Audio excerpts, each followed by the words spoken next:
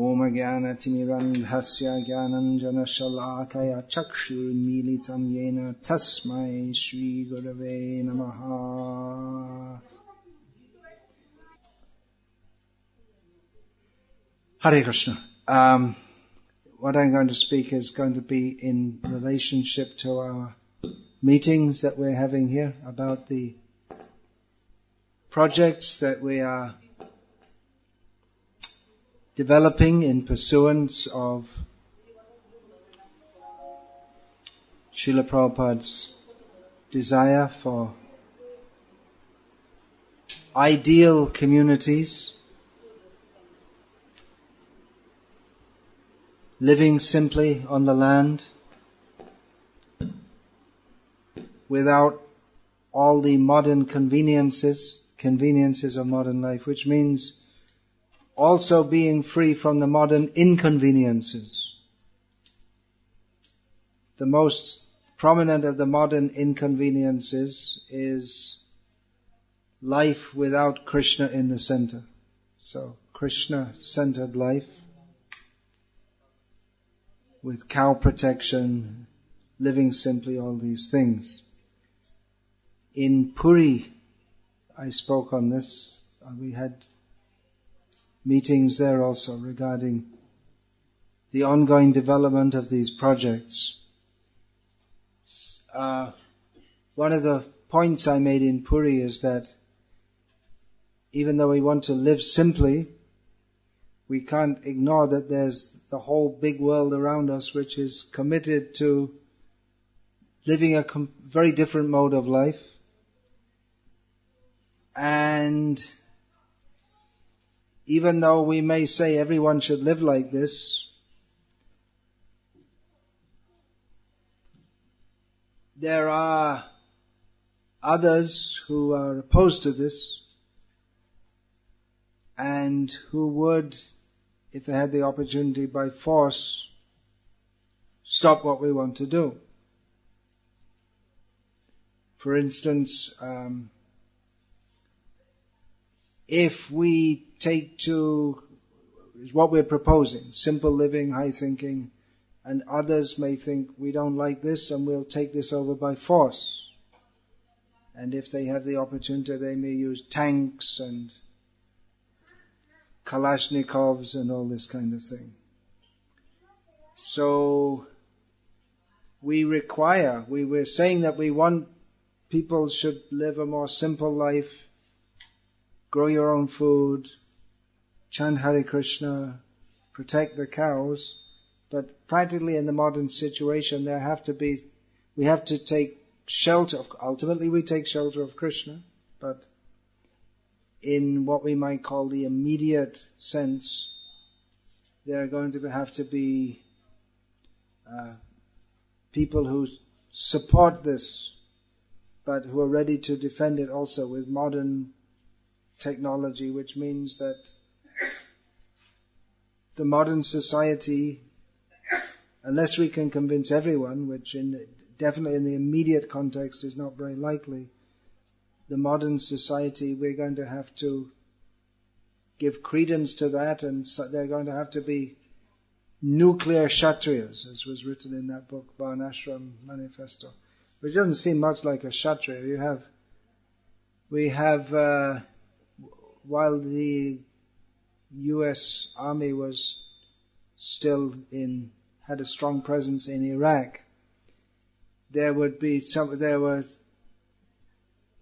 people based in Las Vegas, in Nevada, in USA, who they'd go to work in the morning. Their work is they'd sit in front of a computer and see the targets in Iraq and send the missiles to destroy them.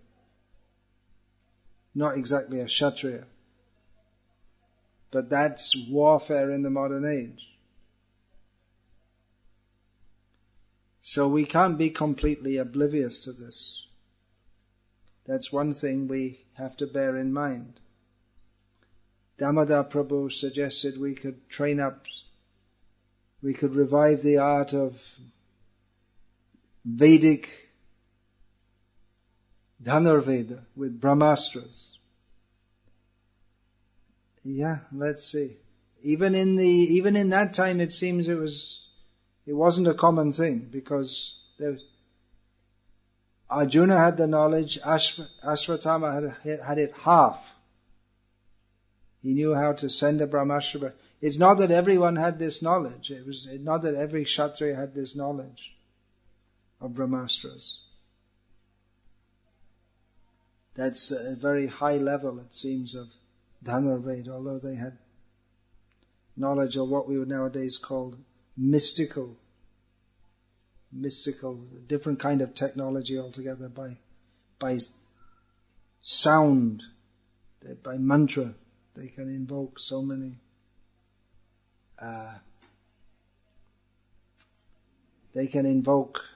powers.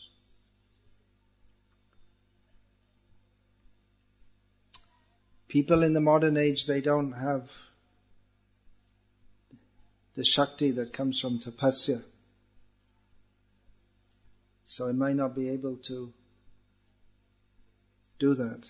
We may say, well, Harinam is more powerful than tapasya, but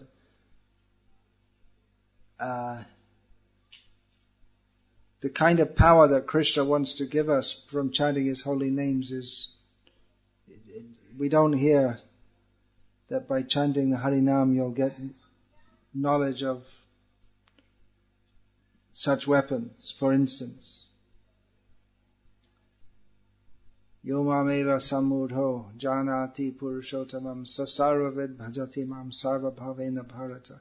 That doesn't mean that if you're convinced that Krishna is the Supreme Lord, that you'll get all the detailed knowledge will just come to you automatically of Ayurveda and Dhanurveda and all this. So that was one point. Social factors in spreading religion. If we see the spread of religion. Now, of course, Srila Prabhupada often said Krishna consciousness is not a religion in the sense that it's in the sense that people generally tend to think of it.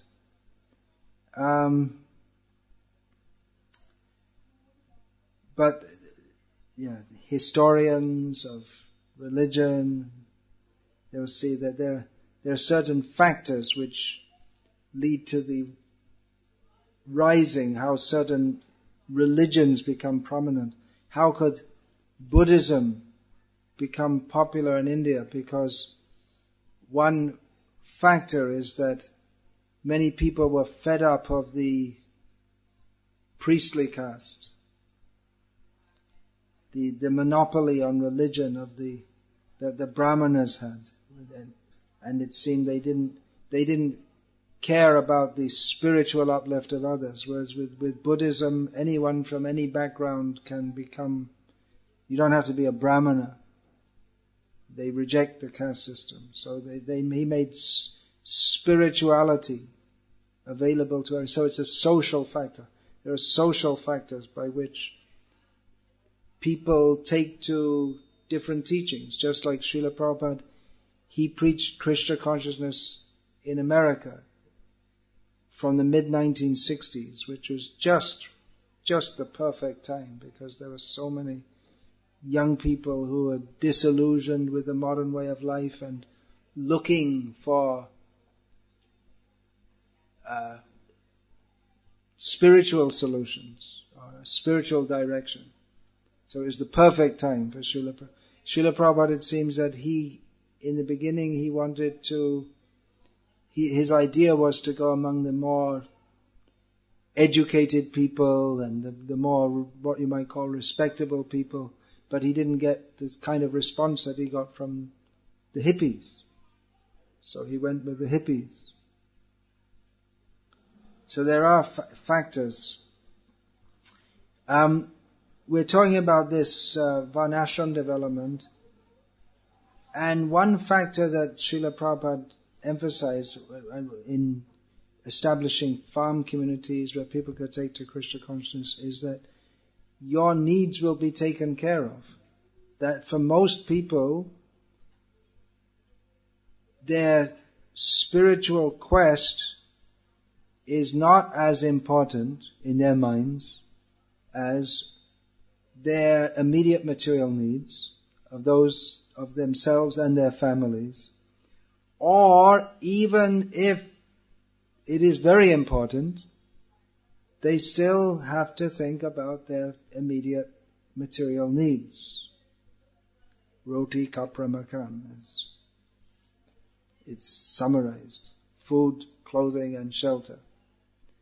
So, for most people, discussion of the spiritual world and becoming detached from this material world, that's all very nice, but they have to think immediately, where's the bread coming from? How am I going to feed my children? So Srila Prabhupada, he often said that if we make some arrangement whereby people, their material needs are taken care of by their cooperating in this community, then they'll be happy to take to Krishna consciousness. And from what I understand, Srila Prabhupada's idea of his farm communities was not that everyone is going to be immediately Krishna conscious. Srila Prabhupada said that millions will join. It's not necessarily that they have to chant 16 rounds and follow 4 eggs immediately to join. The beginning, the core must be there, but if people can come and do some service, and they can join the kirtan, and they can, and their material, if they're prepared to work, then they can get their material needs taken care of. And some, definitely principles have to be followed. So there are social factors, and religions tend to spread well and stick if they have a solid material basis. As we were just discussing that Judaism, the Jews, they all they're a community, and they stick together, they help each other. They're money oriented. Not that every Jew's after money, but definitely it's considered in their whole social setup. The Mormons is a fast-growing religion for many years in America. So they when you become a Mormon, you're committed to their whole way of life, but to their teachings. But in return, they have a network by which they'll see that you get a job, and so you invest in them, not just philosophically or I was raised in the Roman Catholic religion, and there's no community as such. You just go to in terms of looking after you in a material way. Just you go to church and you're a Catholic and you go to church every Sunday, and then when you get married in the church, and when someone dies, you go to the church. But getting a job, looking after your family, that's nothing to do with them. But those religions which are growing, they take in all these factors. In the modern age, money. If we say work is worship, that if you're working, and that in itself is worship, people like to hear this kind of thing.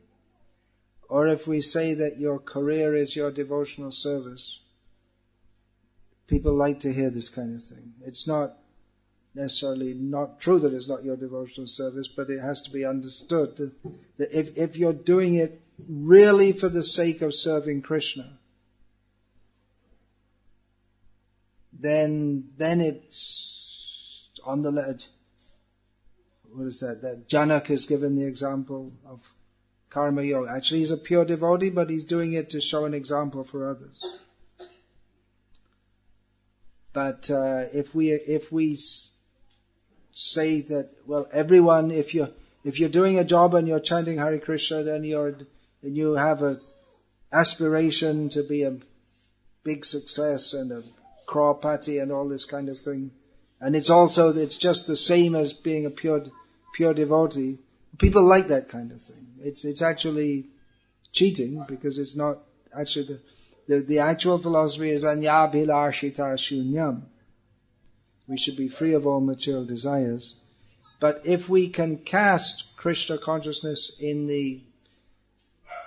a way in which people can fulfill their material desires and they think it's pure devotional service, then that will be very popular, as we're seeing. Many people take to, but that's a kind of cheating though. So we have to make it very clear that, alright, if you want to make money you can, but you should understand that's not in and of itself a pure desire. If you have material desires, we're not saying that everyone has to give up their material desires immediately, but at the same time you should understand that material desire is an impediment to devotional service.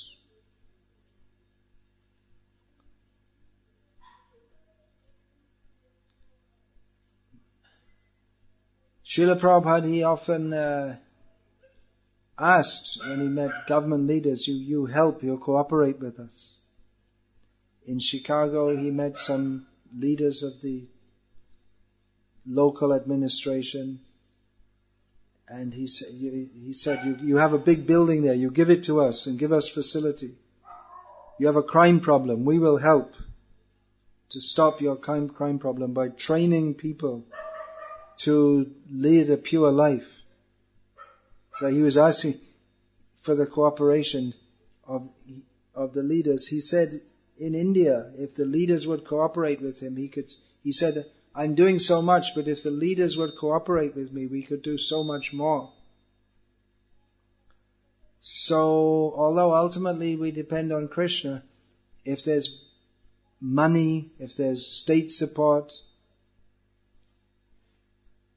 we can do so many things. We see that massive Christian conversion is going on in India. Money powered. It's not that people have a spiritual experience, but it's money powered. They feel it's better for them materially if they become a Muslim. Then you'll get all these facilities in Kuwait and all these places. The Hindus are working there, and their colleagues will say, "Here, you convert, and then convert to Islam, and we'll give you all these facilities." It's going on. So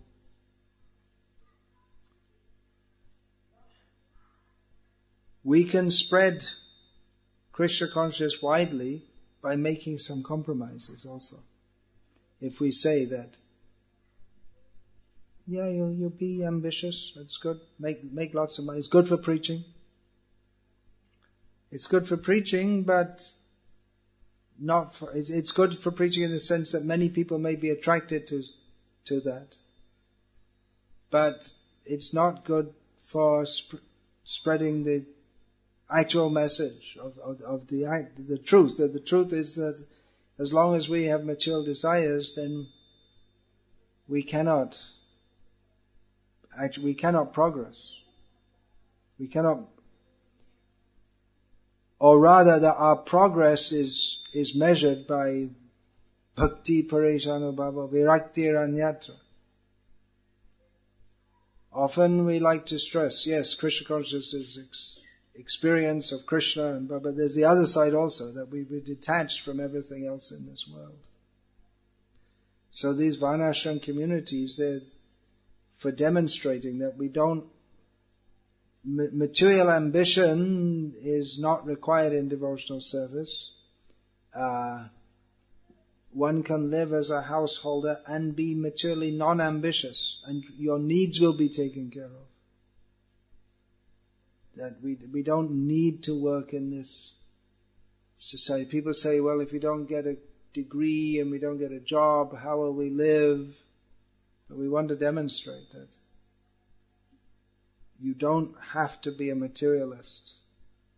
People think that How can you live in the world unless you have to be out there and competing and making money and working hard.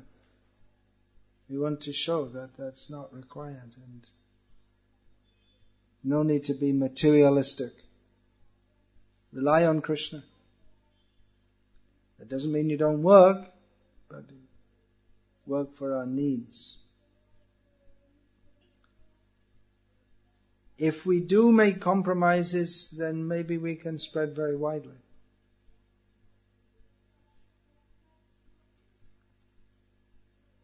But we don't want to do that. We don't want to cheat.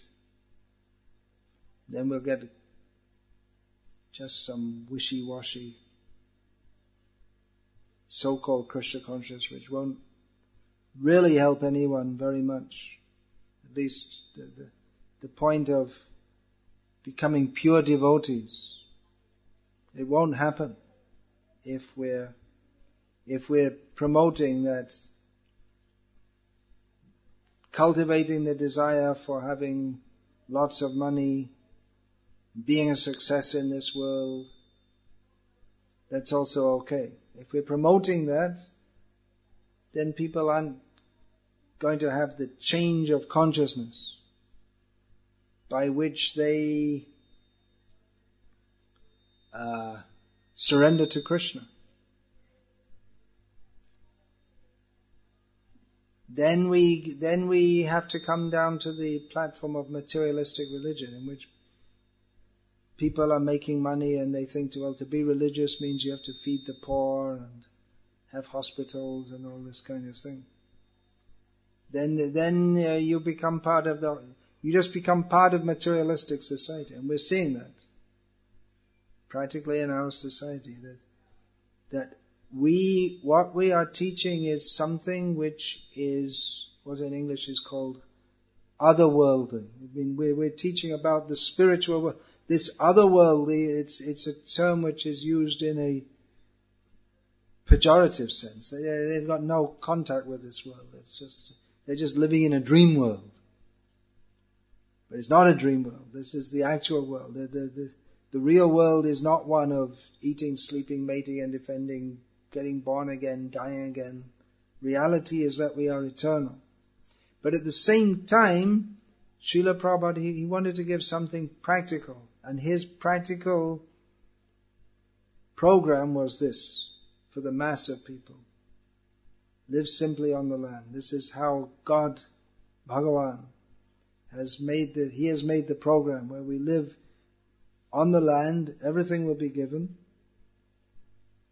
You don't need factories, you don't need slaughterhouses, you don't need brothels, you don't need all these things.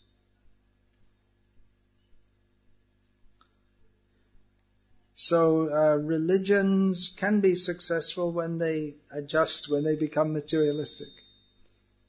As Srila Prabhupada often pointed out, all the great teachers in the history of the world, what we call religious teachers, Jesus and Buddha, and maybe some exception is there. I haven't studied so much about Muhammad, and people say different things about him.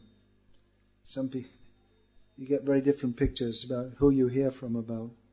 But he said they all taught that the real world is not this world. They all taught going back to Godhead. But their religions definitely, Christianity spread widely when it was practically deliberately compromised with materialism. Buddhism in China was able to flourish because it's a very otherworldly kind of religion. It's a religion of renunciation. But it was able to be spread widely in China when they adapted it to the whole Chinese idea of respect the emperor, family is very important, and all these kind of things. So by making compromises, they were able to spread widely. Now, the Vedic worldview is able to encompass everything. it's understood that some people are materialists. Here we go, yoga ladder and all this kind of, that although Krishna says Vedavada Rata Parta Nanyadastitiva, he speaks against those who perform or karma just for the sake of going to the heavenly planets.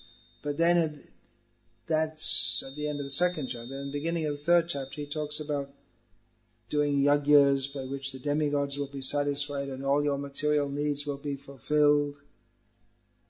So the Vedic worldview encompasses everything.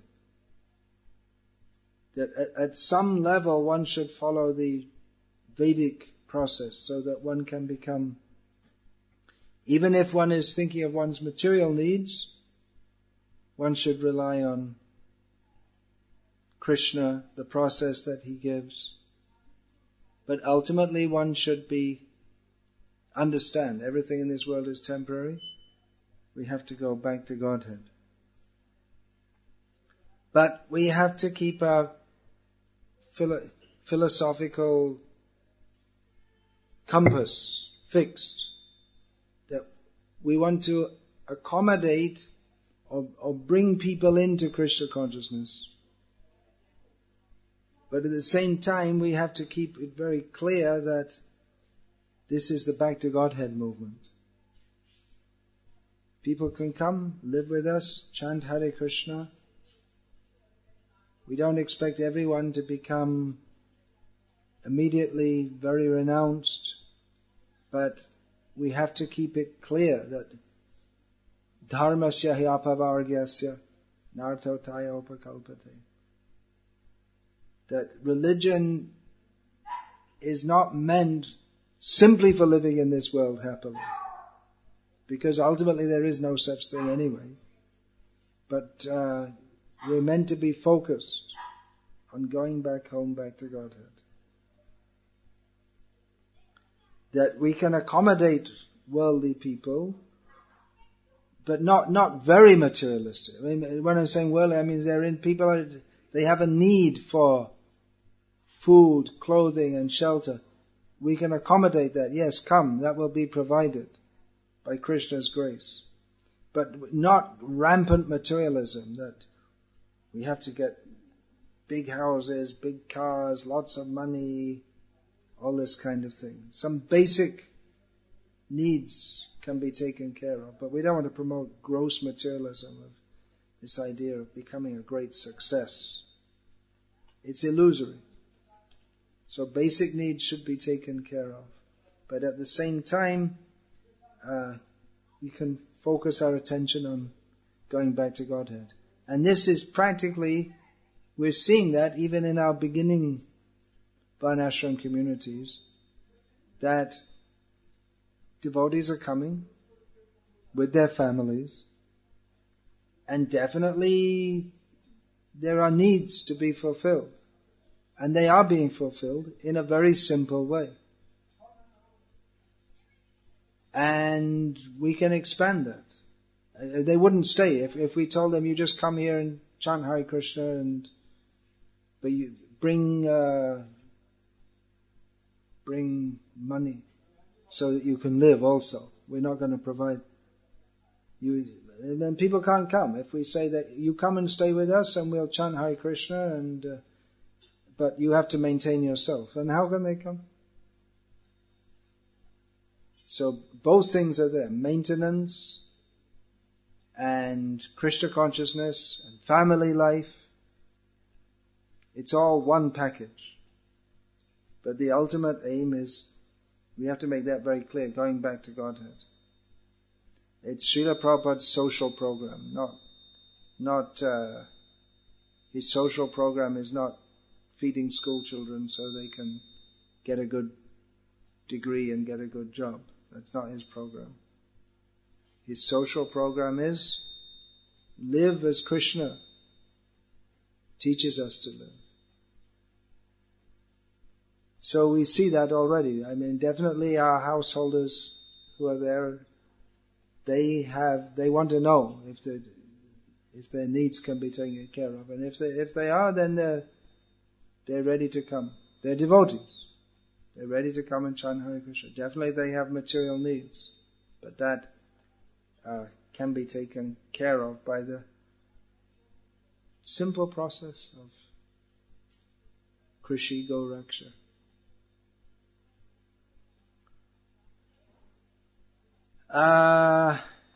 Even while accommodating worldly people, I'm not talking about our devotees at our farms now, but more and more people may come, and they may have more interest in how their worldly needs may be fulfilled. And especially we can expect that if there is some severe economic crisis or food crisis, which can come at any time.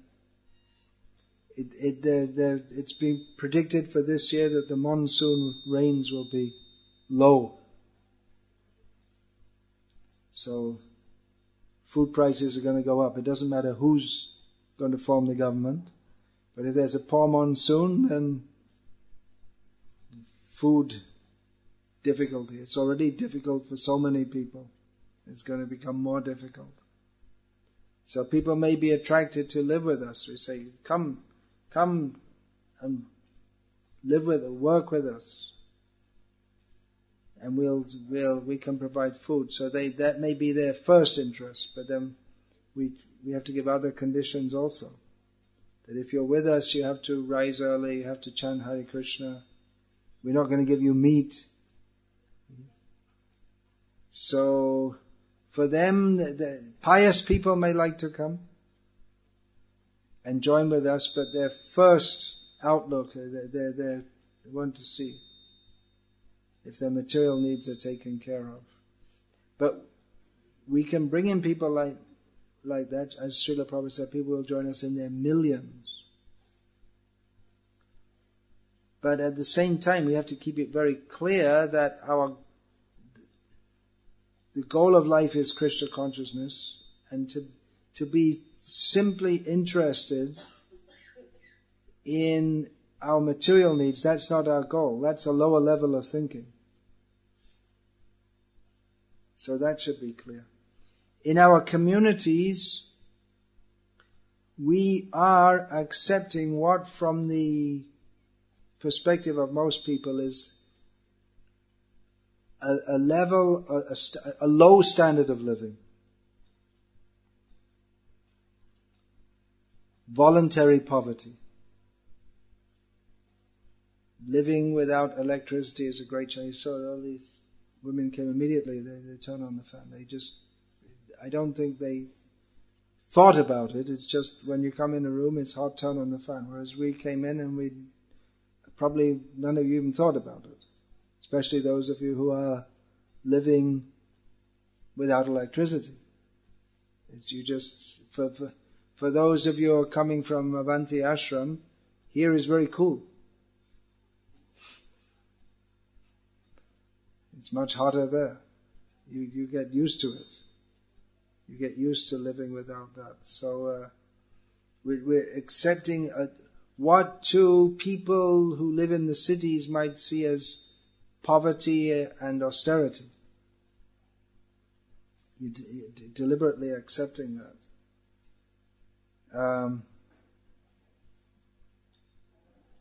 But we actually prefer to live like that because it's more conducive for Krishna consciousness. If you're going to have fans, then next thing you're going to want air conditioners, and then where's the money? Then there's the story of that's Upakhane Upadesh, one of the disciple who was told by his guru, you just study Bhagavad Gita. So he went off to a cave and studied Bhagavad Gita. But then sometimes he had to go outside to the village to bake some food, and he found that when he went away, the mouse was eating his Bhagavad Gita. So he got a cat. So then there was no more mouse problem. And then the cat, there weren't enough mice for him to eat, so the cat needed some milk. So then he got a cow. He begged a cow in the village. But then the cow was took him so much time, he didn't have to look after the cow, he didn't have time to read Bhagavad Gita, so he's going to got a wife. So the wife can look after the cow. And the wife said, okay, but I don't want to live in this cave. You have to go and get a job. So he went into the city, and then he was a successful businessman. And one day his guru came to visit him, and he's living in a big house with lots of children. And he said, I told you to read Bhagavad Gita. He said, yeah, it's all just so I can read Bhagavad Gita. See, there's this mouse, and I got a cat, and then I got a cow, and then I got a wife, and now I'm doing business, and I do read Bhagavad Gita sometimes. So, we want to avoid getting caught in this, that we're deliberately living simply, living in what might seem to be to people to be poverty, but understanding that this is real wealth. And when the economic crunch hits, then, as Srila Prabhupada said, you can't eat nuts and bolts. You can't eat computer chips, to put it in more modern context. You can't eat rubber tires. Srila Prabhupada saw this. Even everyone in India thought this is progress. And now, after independence, we're founding factories. There's a rubber tire factory in Faridabad. That was one of the first major factories in India. So Srila Prabhupada would go up and down between Vrindavan and Delhi on the train. And there's a rubber tire factory. So almost everyone in India would be thinking, this is progress, this is wonderful. But Srila Prabhupada saw this is spoiling people's culture. And so we deliberately want to live simply, understanding that the real wealth is the opportunity to live with devotees and chant Hare Krishna, and the land that is wealth. And that we can live very well from the land. The description is there of the Vrajvasis that have so much butter and yogurt that in play they would throw yogurt and butter on each other. Just as sport. What were they doing with so much butter and yogurt? They'd throw it on each other on festivals. And they'd have enough clothing, everything. So they were living very opulently. So at the moment it seems like a lot of poverty, but actually we should be able to live very opulently. A little land can produce so much food. So, real opulence. Getting back to that first point, about we're relying on political powers to protect us. We take that for granted that we could do this. We can't do this kind of project. We couldn't think of doing it, for instance, just say about 200 kilometers to the west of here, in Pakistan. Maybe we could do it in an Islamic community. I don't know if they'd even like that there. I don't know where. But we couldn't do it. It wouldn't be appreciated in Pakistan. So we have to consider also that we're making these projects, but it may be necessary for us also to keep contact with politicians and important people. Otherwise, there can be hostile takeovers also.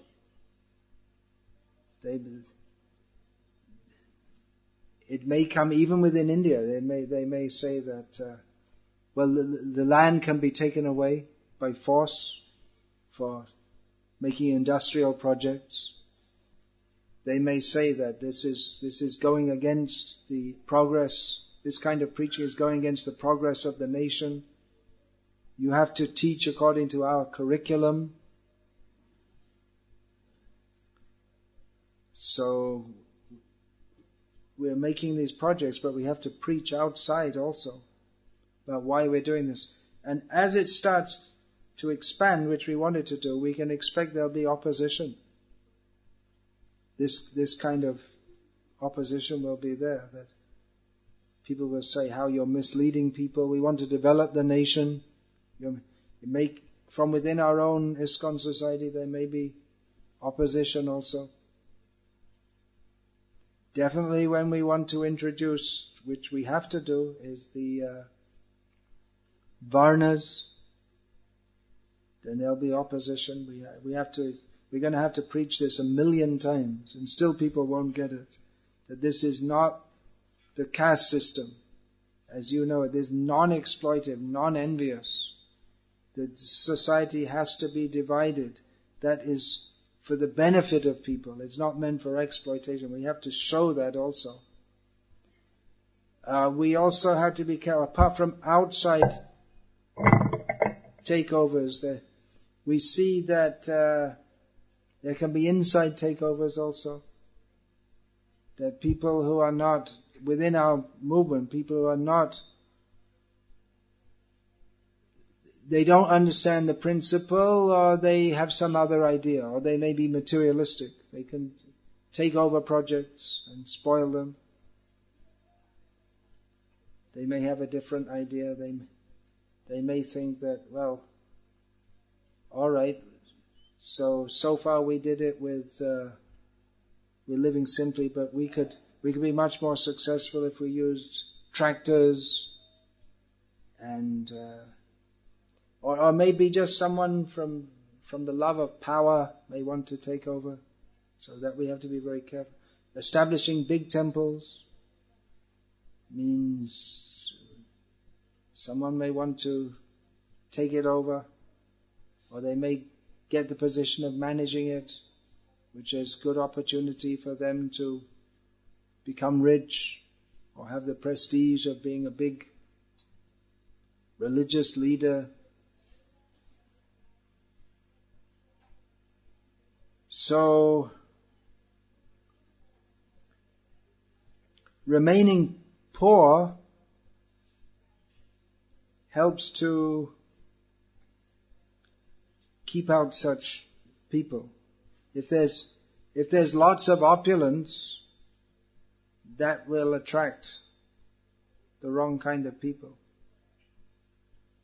So opulence means we have enough food, we have enough clothes,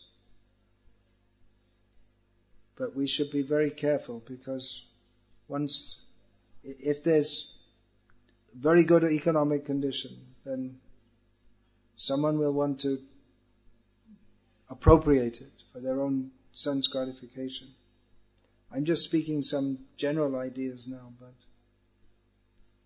generally wherever there's something's going on well and someone wants to take it, and I can show a better way to do it, and they'll take it over and just spoil everything. So that we have to be very careful that people who come in and join these communities, they have to understand also that why are we doing this? For the sake of, to please Srila Prabhupada, for the sake of spiritual advancement. Even though material needs, we're seeing to that. Then gradually we want to have all kinds of things like handicrafts and all kinds of things, weaving and cow products and all this kind of thing. So business, some kind of business will be there also. It's definitely in all traditional societies, some kind of business is there, because not everything is produced locally. Just like, for instance, if you have brass pots, it's not in every village there's going to be a mine for bringing out the metal, and so some things will be brought from outside, and different spice. Not that all spices you can grow in all places. So definitely there's going to be some outside trade for which you have to produce, and some kind of business will be there. But we have to be careful that when many people are together, that we don't get someone who's just interested in being in charge for the sake of being in charge, so that they can dominate others. Purity. Purity has to be preserved. And for that, Varnashram is required. Brahmanas who are detached from the world, they should be listened to. We can't expect everyone to be very detached, although we are asking people to live in these communities at a standard which is much, according to their modern way of thinking, is very austere. So we have no objection if they're working the land and producing the vaishyas, and they can have jewelry if they can produce. They can have jewelry and nice clothes, and we have no objection to that. But at the same time, we have to keep everything focused. Brahminical culture, Srila Prabhupada spoke of. And he also spoke about how at the present time, the world is dominated by Vaishyas and Shudras. Definitely the whole world situation is dominated by, it's not a secret, it's dominated by multinational corporations. Governments work as agents of the multinational corporations. You can't get in power unless you acquiesce with their ideas. And if somehow or other you do, then they'll throw you out. Grace of the CIA or whatever. So, Brahminical culture. Brahmins, we need real Brahmins who people will respect, not just because they say, oh, I'm a Brahmin, but by their detachment, their knowledge, their actual spiritual advancement, and also because they're able to help and give good practical guidance to people also. It's not that they're just sitting in some corner talking about Vedanta Sutra and they have no contact with the world, but very practical also. They're gurus to everyone.